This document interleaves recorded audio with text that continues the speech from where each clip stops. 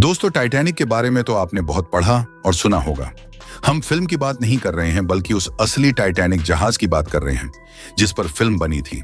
दुनिया के सबसे बड़े जहाज के तौर पर विख्यात टाइटैनिक को डूबे 108 साल हो चुके हैं। लोगों को पता है कि उसका मलबा कहाँ है, लेकिन आज तक उस मलबे को समुद्र से निकाला नहीं गया है। क्या आप जानते हैं कि ऐसा क्यों है? नहीं ना? तो चलिए आज हम आपको इसके बारे में विस्तार से बताते हैं, जिसे जानकर आप हैरान हो जाएंगे।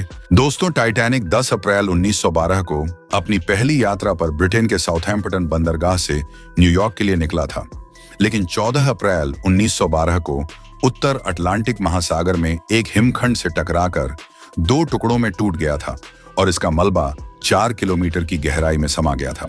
टाइटैनिक हादसे में करीब 1500 लोग मारे गए थे। इसे उस समय की सबसे बड़ी समुद्री घटनाओं में से एक माना जाता है। लगभग 70 साल तक इस जहाज का मलबा अनछुआ ही समुद्र के अंदर पड़ा रहा था।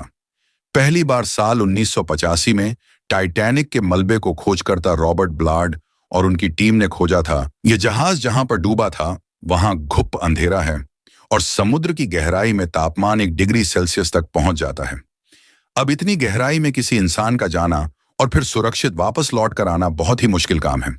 ऐसे में जहाज का मलबा लाना तो बहुत दूर की बात है, और वैसे भी जहाज इतना बड़ा और भारी था कि लगभग 4 किलोमीटर की गहराई में जाकर मलबा निकालकर बाहर लाना लगभग नामुमकिन है। बताया जाता है कि समुद्र के अंदर अब टाइटैनिक का मलबा ज्यादा समय तक टिक भी नहीं पाएगा, क्योंकि वो बड़ी तेजी से गल रहा है।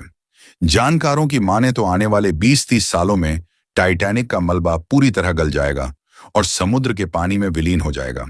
दरअसल समुद्र में पाए जाने वाले बैक्टीरिया उसके लोहे से बने ढांचे को तेजी से कुतर रहे हैं, जिसकी वजह से उसमें जंग लग जा रहा है।